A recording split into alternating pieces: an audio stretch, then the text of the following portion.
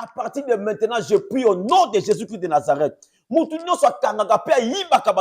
Cette fois-ci, après séminaire, yo okobimana bandoto na yo. Okobimana ba ozo rêver na butu. Oloba mena bien nzamba lati sango yo pe obimana ngo na ndoto na yo na butu na yo. Atabino moto boza na poto. Ndeko moko uto kufre na Kinshasa awa, mais uti poto. Faites attention. Ayela Kinshasa awa pona nini parce que son père était mort. Papa na kufa tiki bandaku tellement ebele, yasa na mona poto ndaku ya munene ozalaki ezalaki ba côté ya bien penda. Oboko teka taba 800,000. Mwana wana ye asangisi pe batunde bazalaka bakundi pe matange sili papa baleli très bien. Et comme natanga makambo mususu sikoyo. Mwana yebisi bandeko papa non c'est pas comme ça, aina français. Frère, tant que ba français outi nango kuna, oye nango awa, tu es fort spirituellement. Aina ba français minene. Papa Nathalie yebisi olobi nini? Donc biso to na droite na makambo papa ya ndeko na biso to na droite. Oh non, c'est pour les enfants, c'est pour les enfants. OK. Papa leki bateli mbabi ça va. C'est comme pour les enfants. Zono kasina oyo ya mukyo pesi biso zwana yo comme so zonga. Bandeko. Kande ba bisaki zwana yo. Babimi na bape bakei. Ya zongi hotel pour alala libela. Abelite loko te azongi ka hotel azongi na flat pa na Osvan alala libela. Zela ti ba kota ba prendre hotel batala bomuta uta pota kufa na flat. Après, tu vas me dire que non, on est dans une circonstance, ça une crise. Non. Ce sont les dettes, bien aimés. Le lot, il y a un biso. Linga o sala musala tala. Nika tabasani, o tike la ba lota le pangu ya nika basani. Mais le pangu a sacrifice, le pangu a makila et futa makana makila. Obi ndeko ba mona na kata flat akufa. Ba ndeko ne ba telemi le kwa ba akufi sili to koteka le pangu oyo. Tata moi si atelema. Tata moi si wana atikala ko bota te. Atikala ko balate ayebisi bana papa wana omonu pango bolo ba 800,000 wana fubo kabolo katikati ngana zwa parce que ngande na zabu moni ngande na zabu na sacrifice papa na bino donc papa wana a sacrifié leki na ye ya mwasi c'est-à-dire aonde ko bimana leki na ya mwasi il est interdit ya leki na ya mwasi abala abota parce que au fur et à mesure on na leki na ya mwasi wana nembongo nezo mata siko mutabo ya kufi oyebisa tata mwasi ozwelo ote. Pour yo, il y a pas si bon on est outa. Bien aimé dans le Seigneur. Tala salam bon. Nous comme bon on a ningi nzamba peso. Non moni makambo. Et ça l'a révélé nzamba ko la lisobo a révélé à mon ndoto.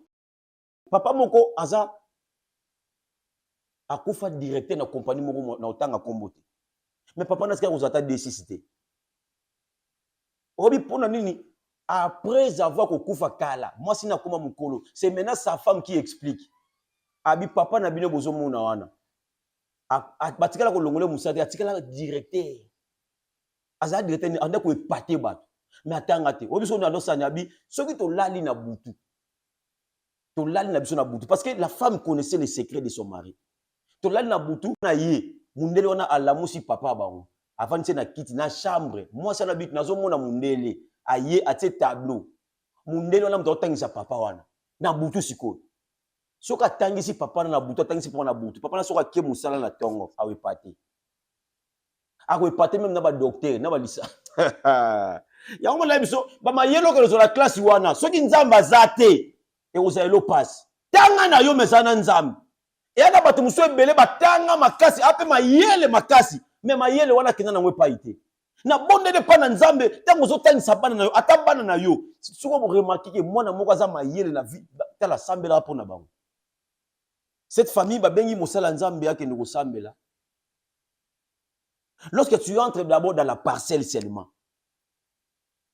Il y a imaginez na kata lopangu bana mutu liboma moko balingaki tellement mingi. Ah, mes frères. Ça dit mutu na abela mona mwasa na azana ba quarantaine mais abela liboma depuis 12 ans. Donc asali ba 28 ans na liboma, 28 ans na liboma. Libome bana ndenge nini kana kata classe avant na la classe baninga bazozwa elle est très intelligente une fille ka baninga ne bazozwa ka cours ka babu kande bazozwa cours directement mutu bando seka abando seka libome no sotu yango wana siko tellement balingami bazoye basala ti cage na lopango basala cage ndesi mwa mbwa moko boye babomba ye wana. Mes frères, ce n'est pas seulement elle, hein. So continue na ndako ngo la kata ndako na bango ba suda batama bomba misat ba misubu na so teli bango boye ba sapena batu ba lata pe bien mais ko lo bana bango na façon bango kozala o mona ka ke ba op ba ok na bango. Maintenant là tant vous parlez maintenant avec la maman en question. Abano relater notre histoire, bien aimé. O ika komba mobali na ye, on comprend directement. Parce que c'est un homme trop élevé, un homme politique trop élevé. Donc, il a sacrifié beaucoup de personnes. Bien aimé, il y a un bateau bandima bana bango ba comme maboma pour ya zwambongo. Il y a un bateau ba sacrifier même ba vie à bana bango. Kapo ba zwambongo. Ça, ce sont de l'argent du sang. Bien aimé dans le Seigneur. Banyongo zo futa lelo. Ozo ko zwambongo na banque, ba ko sell facture. La Bible dit la nature elle-même ne vous enseigne-t-elle pas. Et il y a aussi la même chose. Aussi mi ki zo zwambongo lelo. O lekisi bandeko o zwambongo lelo, mais lobby.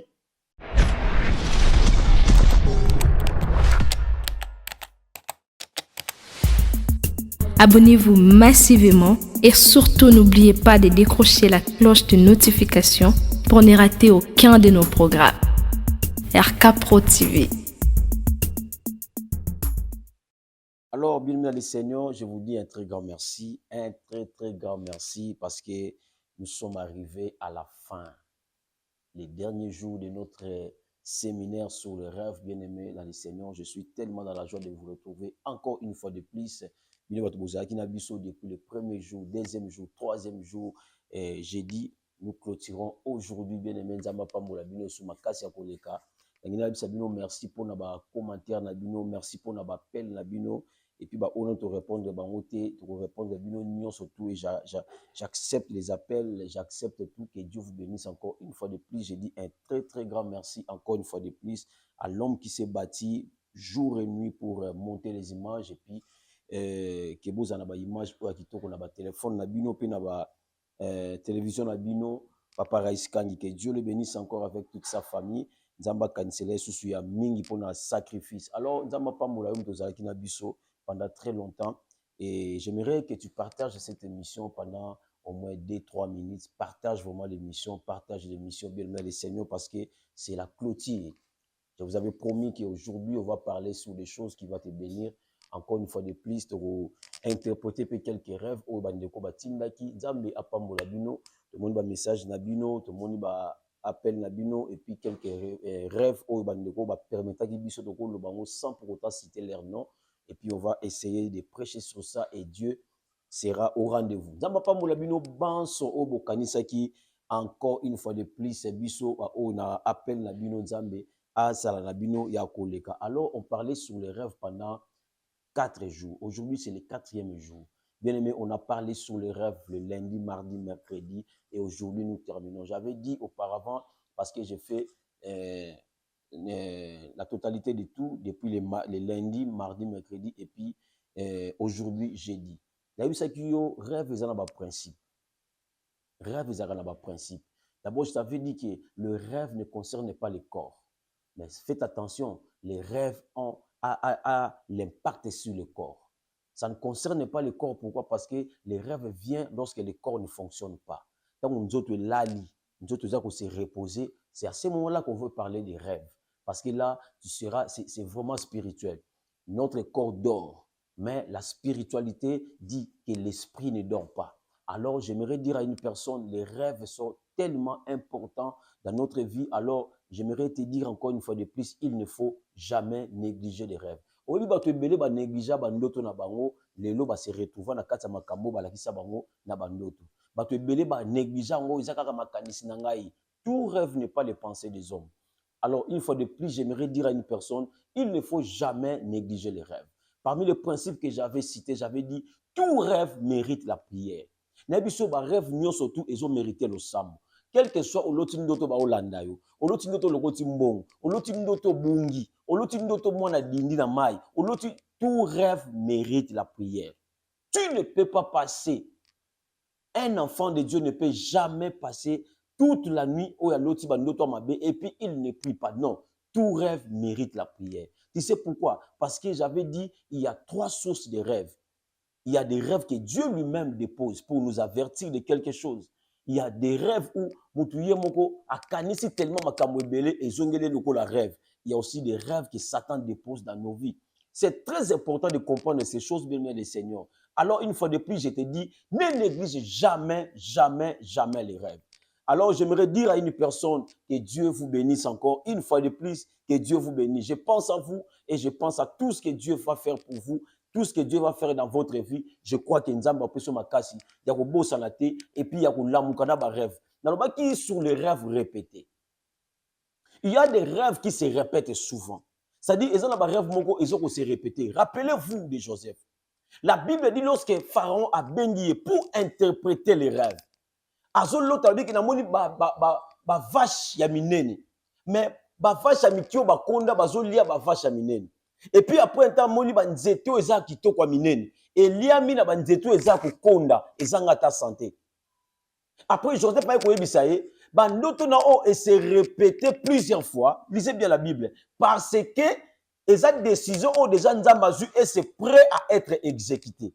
Ba rêve nyonso mona kezo bandela na vie, c'est-à-dire na loti de le rêve moko. Après 2-3 jours na répéter en sous rêve wana zongi. Après 3-4 jours ezongi sous. C'est que c'est une décision. C'est déjà quelque chose qui a été déjà signé et puis la chose à question est tout près d'être accompli. Et alors un enfant de Dieu ne peut pas rester stable, ne peut pas rester calme plutôt. À ce genre de choses, lorsque les rêves se répètent bien dans le Seigneur, tu dois prendre des précautions. Je lève ma main pour bénir quelqu'un et te dire au nom de Jésus-Christ de Nazareth, ba rêve non se zongela yo, oh non se répète kana vie na yo, na bondeli la kombo na Yesu. Si c'est le plan de Dieu, que cela se réalise. Mais si c'est le plan de l'ennemi et que Dieu veut te recadrer, au nom de Jésus, que cela passe de côté. C'est comme ça, bien dans le Seigneur, que j'avais dit, tout rêve mérite la prière. Donc, quand tu rêves, il y a des rêves qui n'attendent pas le matin. Bien dans le Seigneur, ils ont un rêve, et cause la même tongoté. Et cause la tongoté. On l'autre, il faut na bouton na bossi la nango. Na sambele pa na nzambe, nzamba sungelanga mutu moko awa. Nzamba sungelanga yo. Et là, j'avais dit aussi quelque chose de très important, que le diable combat plus le rêve. Est-ce que tu sais pourquoi le diable combat des rêves? Parce que le diable lui-même sait que les rêves, c'est le moyen par excellence que le Dieu Tout-Puissant passe et pas bananaye pour ayebisa bango makam. Voilà pourquoi beaucoup de gens, à l'autre kane bandoto, donc encore l'autre bandoto comme pas possible. Mais le problème, ils ne sortent pas avec les songes. Ils ne sortent jamais avec les rêves. Tu sais pourquoi? Parce que le diable sait. Ce qu'on bimina bandoto wana, okutanina muto expliquer ndoto wana, c'est le début de la décision de ta vie. C'est le début de l'élévation de ta vie. Voilà pourquoi le diable combat plus le rêve des enfants de Dieu. Na loti, na oyeba ke na loti, na mona yebi ke na loti, mais tu ne sors jamais avec les rêves. Bien aimé dans le Seigneur, à partir de maintenant, je prie au nom de Jésus-Christ de Nazareth. Cette fois-ci, après séminaire, yo okobimana bandoto na yo, okobimana ba ozo rêver na butu. Oloba mena bien nzamba lati sango yo pe obimana ngo na ndoto na yo na butu na yo. C'est très important, bien aimé le Seigneur. Alors j'aimerais prier avec quelqu'un. Je prierai avec toi. Ce n'est pas pour rien qu'on donne les numéros. Ce n'est pas pour rien qu'on met les numéros. C'est pour que tu nous appelles. C'est très, très capital et c'est très important. Alors la Bible dit ceci. Dieu parle plutôt tantôt d'une manière, tantôt d'une autre. Qui t'a dit que ce n'est pas Dieu qui t'a donné ça? Ce n'est pas Dieu qui te parle. Bien aimé le Seigneur, les songes, les rêves sont là pour nous avertir aussi. Il y a des choses qui veulent nous arriver. Les plans de l'ennemi, Dieu peut les révéler par les rêves. Il n'y a pas longtemps, il y a 2 ou 3 jours. Une maman m'a appelé Namboka Oyazali, je ne cite pas les noms, il va me suivre certainement à comprendre. Je ne cite pas les noms. Elle m'a dit, papa, na loti mais mobali nanga lali. Parce que tu l'as ndakayo. A lali a lota ndoto. Que azana mutuka na ye a tuti mutu na mutuka tango tuti mutu a surtout kimbala moko na ndoto mais asali penda accident on a tuti penda mutu na ndoto na ye et puis tango la muki après quelques jours seulement abimi pena mutuka na ye aye ko mona yazo kene na mutuka na direction wana mbwa aye awuti quelque part. Imaginez bamboka la bino kuna mbwa tambola vraiment teneti biso awa il faut ça toujours accompagner na maître na ye mais wala zakina maître te a tambola wala siko na bon moto boy. alinga tout abwana a tout mbwa sauter mais mbwa zokite et loko morote. Donc la zaki na numéro mbwa bazali na numéro ba bengi numéro na muto na pa yate ba policier ba kina na mbwana. Pour la deuxième fois encore il y a pas longtemps. La même personne na mutuka na ye ayeko tout le sou mbwa na ndoto lota ki a tout mutu ayeko tout le sou mbwa. Sa femme m'appelle, elle dit papa est troublé, ils ont troublé, ils ont batté. Oh, ils ont esprit de morté. Ma camoufle, ils ont esprit de morté. Abandonné déjà qu'on sent l'interprétation. J'aimerais dire à une personne ceci. Il faut faire la part des choses. Il y a des gens où on zambeye mokwata do wanato asala bango ngolu ya ko interpréter ba songe. En tout cas, il y a des gens que Dieu a placé en eux cette grâce-là. Lorsqu'elle m'a expliqué ces songes, na bandi ko yoka ndinga zolo ba papa na molo ko la zabi tumba o pena na moni pena eza pena esprit soki esprit de mort. Je lui ai dit faites attention, il faut dire à ton mari là qu'il fasse attention na toute une question soki muta touti mutu suka nezaka finalité zakani il faut pesa ba manda ko ta prison. So muta touti pe mbwa sinon ba mboka na bino wana il faut pesa ba manda ko ta pe prison. Mais lui na ndoto na ye aloti a touti mutu. Et puis, la réalité des choses, aligné à tout banyama deux fois. Heureusement que bazu ba défaut, heureusement que ma belle salamité. C'est un avertissement. Dieu a pour avertir bino. Pour bino que le diable veut incarcérer ton mari. Projet à diable za ataye place moko ya passe. Parce que son moni ndoto wana on comprendre que mutu a touti mutu asuka na prison, asuka na ba dépense. Faites attention. Il faut lui dire na ba période otozali. Ameka kosala copité oza illégal. Pourquoi? Parce que le diable peut passer par là pour accoter la prison. Ce n'est pas seulement le volant. Là, c'est seulement les rêves que Dieu a passé par là. Mais Dieu voulait simplement lui dire qu'il fasse attention. Pourquoi? Parce que azalaba détail moko ba décision ba jupo na ye ba kolekise loko moko zaloko la escroquerie. Ba kolekise loko moko zaloko la illégal dans l'état pour basani. Ba kangaye. Il va perdre le temps et il va aller en prison. On a dit bongo. La maman est là. Directement, il dit papa, je vous dis, au moment où je te parle là, na bot na yebisa ki yote. Tant qu'on peut une explication d'auto, ne na yeko yeba. Ki na minute na so yebiso. Mardi prochain, faut mo bali nanga azala na tribunal po. Bakanga ki ndeko na ye moko. Bakanga ki mutu moko. Oh ya ndeko kuma mutuka na ye, mais mutu na bakanga ki makambo escroquerie.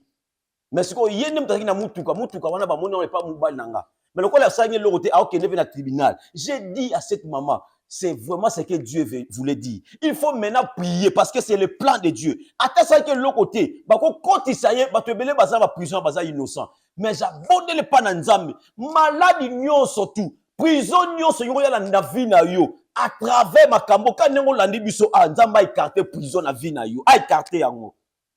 C'est par les rêves que Dieu est passé pour ebisa mona moi sur. Aïbisa maman o keba mobali na yo sera kebité bien aimé dans le Seigneur au monde na bisi bango na interpréter bango ndoto la boy mobali wana comme prudent et loko ni seleka comme prudent interprétation à rêve et loko ni seleka comme prudent parce qu'il a lotaki mais yo lota déjà ceux qui imaginez maintenant à lotaki ndoto na bosen na ye alamuki autamla le bongo alamuki ça va cop normal mais après ba okangaye mais c'est après là qu'on se rendre compte pour ba ndoto na zongaka ba ndoto na zonga ndenge nini aussi que le diable a volé ndoto na yo a jui rêve na yo a bombi yango o bosa na pe rêve tangu likambo ko salama ne place mutu akanisaka na lotaka ndoto o na sambele pa na nzambe ndoto na yo zongelo a trop tardé et zongelo trop tardé parce que yo okozala incarcéré te yo nzambe a prévoir yo déjà a prévenir yo pour longona makambo wana est-ce que mutu moko akoloba mena makasi nzamba longole place wana. Maman Oyo, allez là. Mais bien le Seigneur, j'aimerais dire à une personne. Voilà pourquoi j'aime dire aux gens, il ne faut surtout pas aimer lorsque tu oublies les rêves. Quand c'est platé, il faut ossemble la couture ma casse. Yo muto lotaka, et ça va te musuba lotaka pinate. C'est-à-dire, yo muto ba bossa ni saken ndoto mais ba longola ndoto. Ba longola nde, so ba longola so quoi ba longolio lito ina yo ofo nzambe, aye biso makam. Il faut que Dieu te parle, il faut que Dieu te parle. Mais toi, on ne te parle pas. On ne te parle pas. Si tu as besoin de te avertir, nous sommes makambo comme le brusquement. Au fond, nous sommes makambo comme. Bien aimé dans le Seigneur. Il y a des choses qu'il faut faire. Il y a des choses qu'il ne faut jamais faire. Donc, comme il y a deuxième jour, il y a une sœur qui m'appelle. Il me dit, à combien il y a on a ça qui en direct de l'émission, premier jour. À combien il y a on attend à communiquer. À combien il y a papa, n'en a besoin qu'au solanayo. Je lui ai dit, donne-moi 40 minutes. Je l'ai rappelé. A eu singa papa, n'a évité. N'a pas poto, mais n'a vivre vie à pototé. N'a vivre vie à pototé, papa. Donc, ngandi na zabo et nazo souffrir. Écoutez bien le Seigneur. Tant que vous bisanga makamuna yabi papa ngana lota déjà plusieurs fois. Moi nananga ona lota oyo abunganga. Donc na bandoto nanga na lota na lota muki abunga et vous atta 3 4 5 fois. A lota ka mona ni wana moi si abungaka. Et puis a lota déjà après ko bunga lota mona ni wana adinda na mai.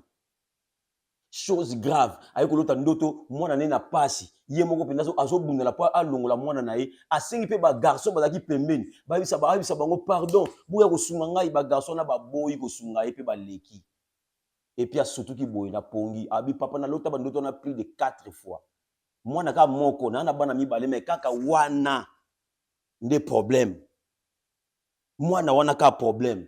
Bien-aimé dans le Seigneur. Tant que vous avez makambo na vandi na zoyo ka lisusu. Ye moka komo isanga est-ce que bangi bazwa mwana ngate, mwana nga kufite, mwana nga bangi bayiba ete na lota pa dinina mai, na yoka batu baloba, soko loti mwana dinina mai, c'est que mwana bien-aimé dans le Seigneur yoka. Interprétation ya rêve eza généralisé. Ça dépend du contexte. Je lui ai posé la question. Pourquoi tango bengi batu na ndoto, oisi bango ba aider yo? Batouana bangono so baboy alors que bazaki na capacité ko aider yo. Je lui ai dit ceci. Dieu voulait simplement te dire que la vie de cette fille-là dépend aussi de ta vie. Que la seule personne oh akobikisa mwana na yo wana ezaka yo moko. Maman la katinga le singa papa mwana wana pena na boseni ko loba. Tango zolo makamonde yelinga parce que il y a d'autres choses hein. Tango pesinga o pesi ndoto. Tango na ndiko interpréter obando yo basiko ki makambo ndo zongi la. Abi mwana ona aza impoli moko ndinga komela nge impoli na zo ebate. Au fur et à mesure mwana zo comme impoli, mwana zo comme appli, donc aza mwana suka ya liboso utaza bien. O wana suka ndependa yende suka. Yende suka pina yende pina suka nga mutema. Je lui ai dit Dieu voulait simplement te dire que la vie de cette fille-là dépend aussi de ta vie. Toi-même, tu es dedans. Je lui ai dit, comment est-ce que tu as eu cet enfant? Je lui ai posé la question. Parce que là, quand on se rend j'ai déjà compris que la vie de cet enfant est en danger. Moi, je pense que toi, la macasse. Mais et puis, facilement. Je lui ai dit, dis-moi d'abord, la première des choses d'abord, moi, homme marié. La deuxième des choses, papa, même moi-même, ma vie là, ma vie, la tambo sango bien te, ma vie c'est ça la porte. Dieu voulait simplement te dire, moni bato so kanisa wana, ce ne sont pas eux. Ataba yeba pesi mon na conseil, ataba lobi nengeni, ça ne marchera pas. C'est à toi de prendre la décision. C'est à toi parce que on va l'autre ndoto wana osaka na mwana na yo. Osaka na mutute, mais moi na bungi. C'est osaka mwana, mais moi na bunga kara. À chaque fois que c'est toi qui fais perdre cet enfant. Tu dois d'abord t'élever dans la prière toi-même. Bien aimé dans le Seigneur. Et ça, la bandoto mususu, nzamba zolinga gagne la biso. Nzamba zolinga pas surtout la directive. Mais ça demande la crainte de Dieu. La crainte de Dieu. La crainte de Dieu, c'est le commencement de beaucoup de choses. J'ai pris au nom de Jésus-Christ de Nazareth. Nzamba lola asalisa yo. Que yo osaloko la batunyo sote. Est-ce que nous devons tanga nangai? 2 Rois chapitre 4, le verset 1er. 2 Rois chapitre 4, verset 1er jusqu'au 7e verset. Écoutez ce que la Bible dit. Une femme d'entre les femmes de fils de prophètes cria à Élisée en disant, ton serviteur, mon mari, est mort. Et tu sais que ton serviteur craignait l'Éternel. Or, le créancier est venu pour prendre mes 2 enfants et en faire ses esclaves. Élisée lui dit, que puis-je faire pour toi? Dis-moi, qu'as-tu à la maison? Elle répondit, ta servante n'a rien du tout. À la maison, qu'un vase d'huile. Et il dit, va demander au dehors des vases chez tous tes voisins. Des vases vides. Et ne demande pas un petit nombre. Quand tu seras rentré, tu fermeras la porte sur toi et sur tes enfants. Je lis le verset 7. Et elle répondait à l'homme de Dieu et dit, va vendre l'huile et paye ta dette, et tu vivras toi et tes fils de ce qui restera. Parole du Seigneur. Écoutez bien le Seigneur. Je parle sur les rêves. Mais est-ce que tu connais aussi, tu peux savoir que ba rêve belé oyo lota, ba ndoto belé yela na ba vie ya bana bato. Eza conséquence ya makambo yo bato musu basala. Je vais m'expliquer. La Bible dit cette femme ici, c'était une femme d'un homme de Dieu. Mais ce qui est grave encore une fois de plus, la Bible dit, lorsque les créanciers viennent, c'est-à-dire, Moutou Azalaki, Mobal Nazaki na Nyongo, Yokanga na Bisoloko Moko, Obi ba Nyongo na vie à moi Nzame, Ezeloko Oe Kangarabango. Nyongo Zeloko Oe ko satisfaire présent na yo, Yokanga bien. Nyongo Eko satisfaire présent na yo, parce que tu as tellement besoin de téléphone iPhone. Encore que nos défis mongo, défi $2000 pour sombango, et satisfaire présent na yo, mais bomi futur na yo. Parce que la minute on zoom comme une sengo au sali li kamozaki nango na présent mais futur est compromis par ce que tu as fait. Les dettes bien mais le Seigneur eza iloko moko mabe ba nyongo za makamo ekanga batu. Alors je me demande soki nyongo ya physiquement bo ya mokili ekanga ba vie ya batu, à combien plus forte raison les dettes spirituelles? Mes frères et sœurs, il y a ce qu'on appelle les dettes spirituelles. N'oublie pas mes frères et sœurs, et ça là banyongo ezali, banyongo ya molimo ezali. Soko sakani lelo, nakola kiso bateau batikela bango mapango. C'est vrai, on a toujours tendance à dire, en tout cas mon père était bon. Papa la biso tikela biso bandako ebele, atikela biso mapango ebele. Est-ce que vous oubliez que à part les maisons, à part les voitures, il peut aussi laisser les dettes spirituelles? Ndo mona papa tiki mapango ebele, mapango wana elalisa batu, elandisa batu boye à cause de mapango wana. Batu balandana, batu bakufa. Tu sais pourquoi? Ce sont des factures à payer après. Des factures à payer. C'est vrai que Simbakis, c'est vrai que tu vas Zimbongo somi mapango, au tena kombo abana, tu mourras, tu vas partir, mais les dettes, il y a des gens qui vont payer. Nasamele pananzambe au nom de Jésus-Christ de Nazareth. Ata quelque soit ba nyongo batika na famille na yo ko futa ngote o futa ba nyongo batute. Écoutez bien le Seigneur. La Bible dit ceci. C'est lui qui apprend et l'esclave c'est lui qui l'apprend. Moto e bazo de pisa za l'esclave. Mais mes frères, il existe des dettes spirituelles. Les dettes spirituelles mes frères existent. Parfois nous voyons que des biens. Mais on ne voit pas les dettes spirituelles. Tu es en train de rêver. Makambo kala déjà le cas. Yo revaka événement ya kala. Événement ici le cas kala. Au moment où le laga tamwa si na biso na événement na ezongelanga kaka. Événement na kala. Ngana di bande ko moko ba uti ozala awa. Mes frères, atabino batu boza na poto. Ndeko moko uto kufre na Kinshasa awa, mais uti poto. Faites attention. Ayela Kinshasa awa pona nini parce que son père était mort. Papa na kufa tiki bandaku tellement ebele, yasa na mwana poto ndaku ya munene ozalaki ezalaki ba côté ya bien penda. Oboko teka taba 800,000. Mwana wana ye asangisi pe batunde bazalaka bakundi pe matange sili papa baleli très bien. Et comme natanga makambo mususu sikoyo. Mwana yebisi bande kwa papa non c'est pas comme ça aina français. Frère, tant que vous français ou tinango kuna, ou nango awa, tu es fort spirituellement. Est-ce que tu connais ma pango batiki c'est vrai? Et ça ma pango habite ka batiki la ma pango c'est que batiki na ba nyongo spirituel. Non. Mais je dis lorsque on paye, lorsque on te laisse les maisons, vérifie s'il n'y a pas de dette spirituelle. Bon mais on ne sait pas que la bino aux hommes mais ma bino la division. Les hommes mais la ba kufa ba kufa rakabo c'est qu'il y a des dettes. Il y a des dettes spirituelles. La Bible dit ceci. Cette femme, son mari servait Dieu. Mais ce qui était grave, il a laissé aussi des dettes. Il a laissé des dettes. Moi, na uti poto aye. Tango aye aye ko vanda. Afani si bande wabi bon, mapangu wana kote ba kote kuna bino bozwa, ba papa bozwa mapangu na bino yango wana, cette parcelle-là, on va vendre ça, c'est pour les enfants, hein, vous savez, c'est pour les enfants. Aïna ba français minene. Papa Nathalie Alibisi, Olobinini. Donc, biso on a droite na makambo papa ya ndeko na biso on a droite. Oh non, c'est pour les enfants, c'est pour les enfants. OK. Papa leki ba teli ba ça va. C'est comme pour les enfants. Zwana kasina oyo ya mukyo pesi biso zwana yo comme so zonga. Bandeko. Kande ba bisaki zwana yo. Babimi na bape bakei. Ya zongi hotel pour alala libela. Abelite le côté azongi ka hotel azongi na flat pa na Osvan alala libela. Zela ti ba kota ba panzo hotel batala bomuta uta pota kufa na flat. Après tu vas me dire que non, wana zalango circonstance ça la crise, asali ki non.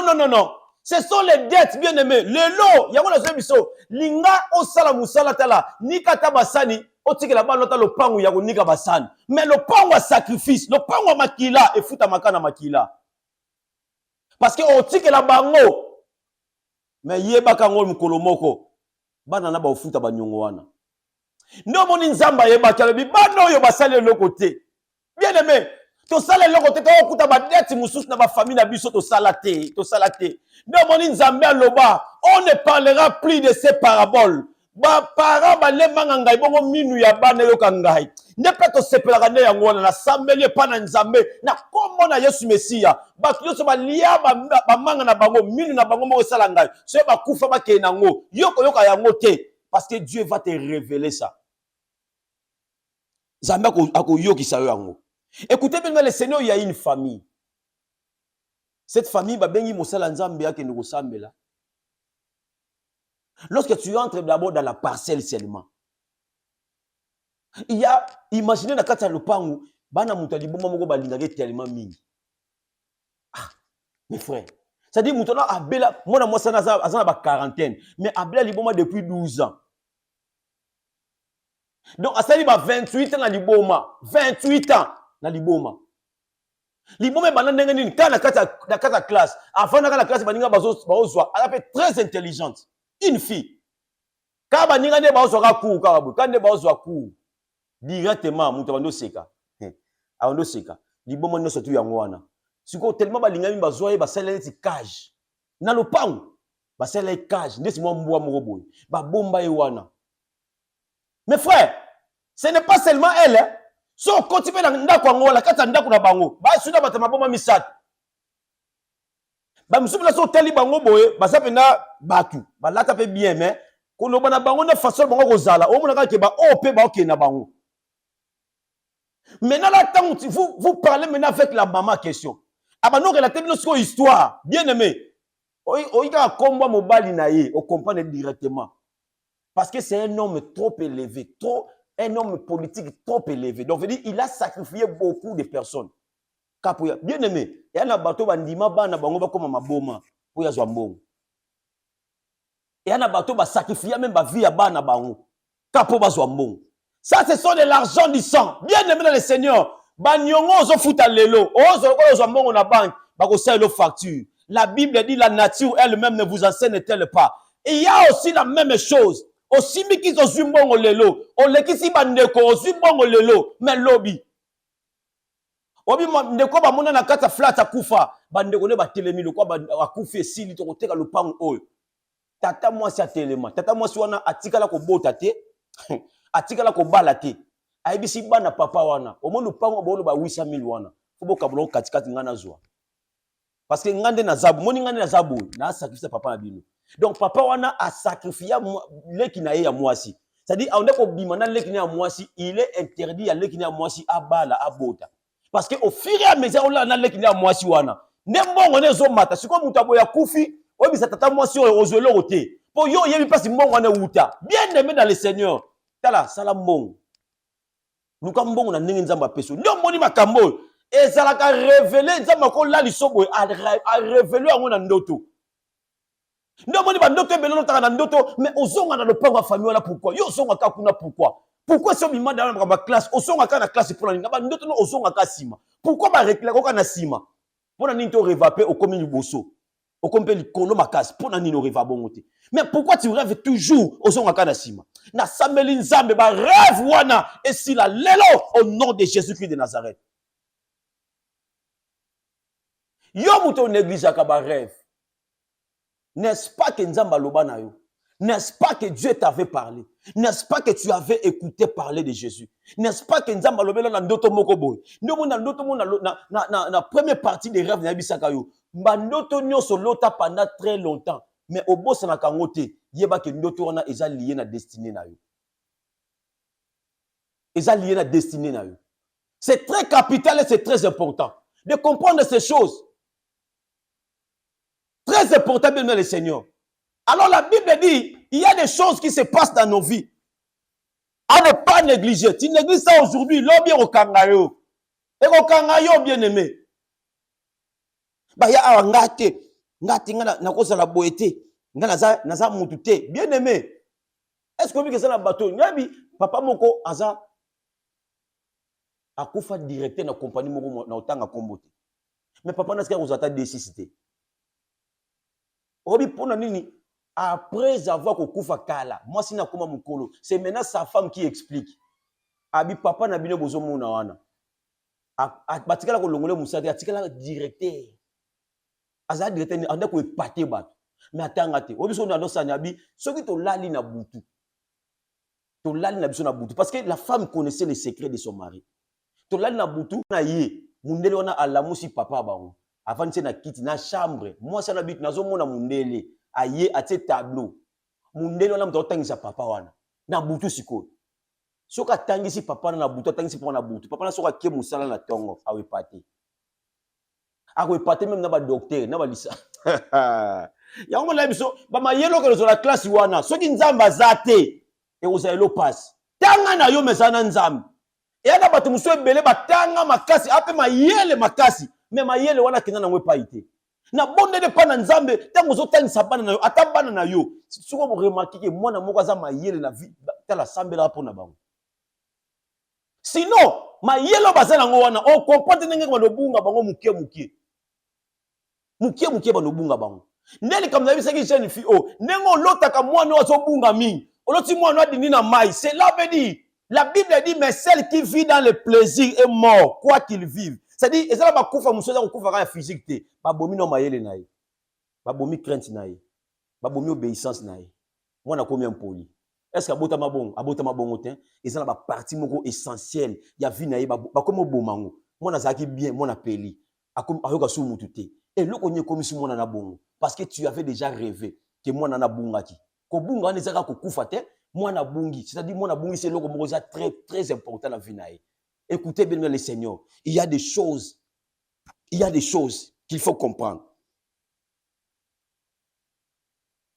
Et aussi cette femme, la Bible dit, lorsque aïe pas Élisée, Élisée, qui est un serviteur, mon mari, a koufa matika nyongo, tala baye ko zwa bana na ngai. Na tuni question bana basala ki nini? Bana baye bi nyongo papa te, mais bazwa ko zwa bana. Bana ba yebi nyonga papa te ba ko zwa bana. Écoutez bien aimés dans le Seigneur, j'aimerais terminer par ici pour te dire ezala makomi satu au moins moi si wana a comprendre gité. Parce que tango ye atiki ndaku na ye akemba ngwe pas Élisée. Solution au Élisée pesa ki ye. La première des choses ezalika na ndaku na ye.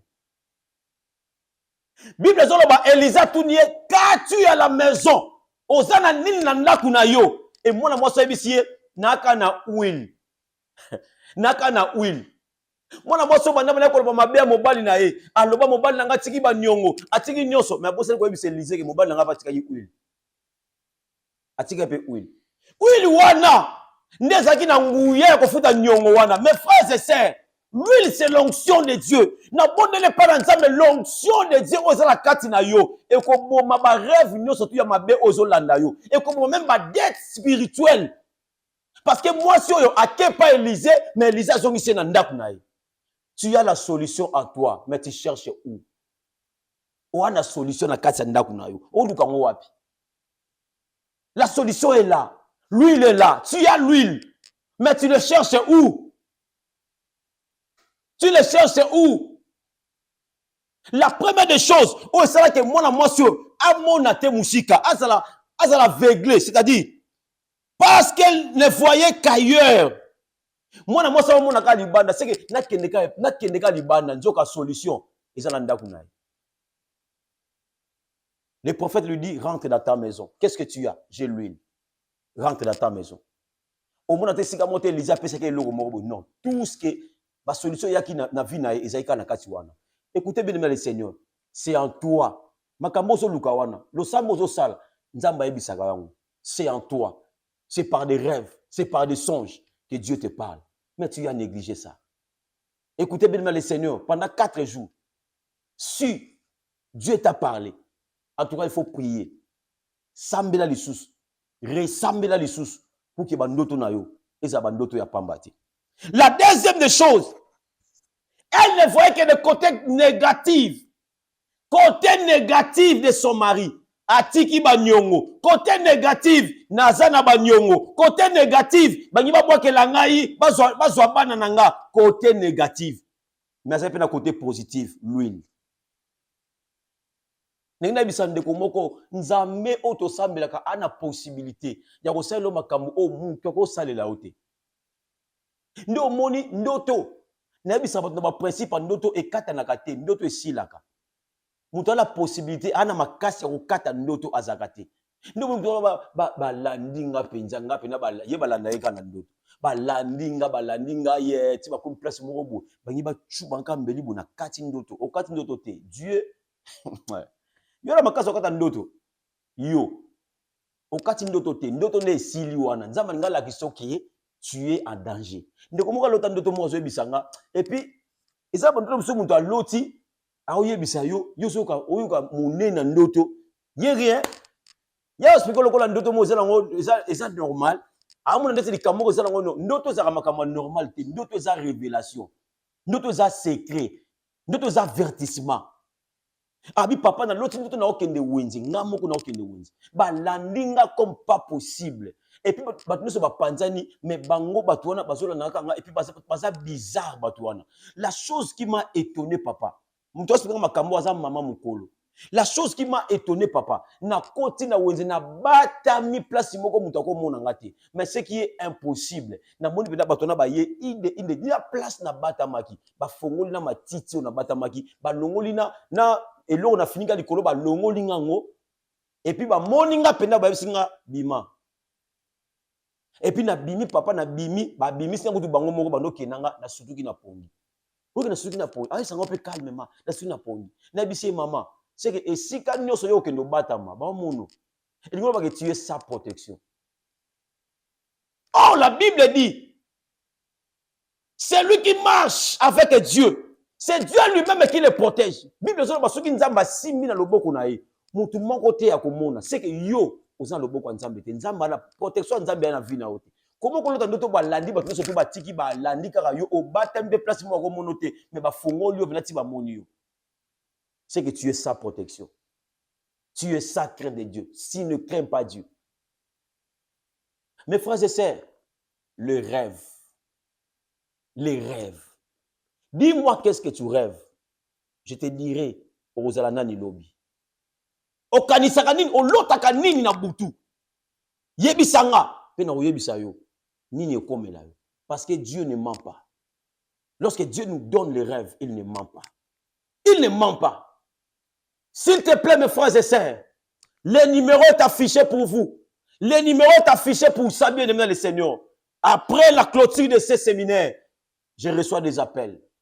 Nous sommes presque 20h45. Alors, je t'en supplie, tu peux appeler jusqu'à 23h, je reçois des appels. Même si on est en ligne, tu es bien le Seigneur, fais l'audio. Ou soit attendez, appelez seulement, je vais recevoir. Le numéro est affiché, bien le Seigneur, que Dieu vous bénisse encore. On reviendra encore pour vous parler d'autres choses. Et le numéro est affiché. Alors aujourd'hui, j'étais là pour clôturer ces séminaires. J'aimerais dire un très grand merci à vous. Un très grand merci à vous. J'ai peur de citer les noms. J'aurais toujours tendance à oublier les autres. Alors vous tous qui nous soutiennent, de près ou de loin, que Dieu vous bénisse. Retenez ceci, bien-aimés, là où nous louons l'église, bientôt là, on va encore prendre une partie. Partie, mon retirer en église, c'est-à-dire, on a vraiment besoin de votre soutien et on vous annoncera au temps convenable. Mais nous sommes aujourd'hui jeudi, demain c'est vendredi et le samedi, le 1er mars, samedi 1er mars, nous serons dans la rue. Bien-aimés dans le Seigneur, nous serons dans la rue. Tu sais déjà comment ça marche. Tous à Kananzela, tous au Yembela Nzambe, tous au Kabila, maman Puta. Au Kabila, maman Puta, bon, tous à Maboko, tous sombi biloko ya ba jeune. Oba otambusa, tu encourager bango, tous somba, bango, tous baxela, bango ba fond. Bien-aimé dans le Seigneur, Dieu m'avait dit, j'avais dit à Dieu, j'aimerais te servir avec mon argent. Dieu nous a donné. Bien-aimé, quand on alliance, Dieu nous bénira. Je le fais toujours, moi et ma famille.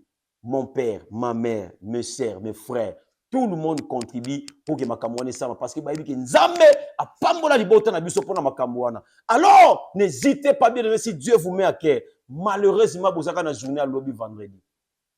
Malheureusement, nous sommes déjà la nuit aujourd'hui, jeudi, demain vendredi. Si Dieu vous met à cœur, bien aimé, vous pouvez le faire ou soit le samedi matin parce que l'événement commencera à 8h30, 9h. Faites-le et Dieu vous sera reconnaissant. Que Dieu vous bénisse encore une fois de plus. Le numéro est affiché, bien aimé dans le Seigneur. Je suis très reconnaissant à vous. Merci pour vos commentaires, Nabino. Appelez-nous, appelez-nous. Si Dieu vous touche, bien aimé, le numéro est affiché. Yebisa biso. Pourquoi nous t'en ezongaka? Yebisa biso, bien aimé, le Seigneur. On va parler avec toi et on va te donner l'explication par la grâce de Dieu. Que Dieu vous bénisse encore une fois de plus. C'était votre humble serviteur, l'évangéliste Josué Mayala. Bien aimé, le Seigneur, si vous êtes bénis, partagez cette émission. Bénis aussi les autres. Que Dieu vous bénisse encore. Bye. Ah, Nzambe. Nasali mokili onini na kimi kichasa makamu. Nazongi suna mboko yo biloko ekei. Bakoli ekei ngai bakoli na ngai. Bakosi. Mais kamli bozolela mona nzela. Nga makamu na makamu. Bana poto basungi nga bakabeli nga babiloko ndenge na ndenge. Akisaki biso kuna agence yango. Ezalaka agence te lupango ba. Ah, au moins na France mobimba. Europe yo. Surtout na Île-de-France. Île-de-France. Agence ezakaka moko. FB International. Mutuka na cheki ekei ngai. Ah, au moins FB International. Yango yo. Ramassage yango moko. Ah. Au moins FB International yango yo. FB International ezakaka na Congo Kinshasa kaka te. Sikoyo ebakisi pe ba voyage ya Angola. OK. Lelo pe bato bazotia même express awa na France, bato bazwi na Angola. Et bongo pona biso to pe ba nyonso basape na mbongo. Na FB International, transfert ya mbongo pe sala maka. Ce côté na 12h30, 12h31 mutazui. Même na Angola, ceux qui opesi mbongo na France, ndeko na zui à partir Angola pe. Mosala nzambe évangéliste kosi. Na nina tu na yo. Ezala mutu azana mutuka. Ezala mutu yo asomi eloko nyonso oyo azana moposa. Danilité ya kanda na kata FB International. Ezala mituka totindaka. FB International. Nandimi na sali erreur. Kobanda lelo. Vina ngai kotinda biloko na Angola na Kinshasa. Na kobanda kosalela agence FB International. Et pas ya fiston Basende. Telemela FB International. Parce na ko papola ye akoza.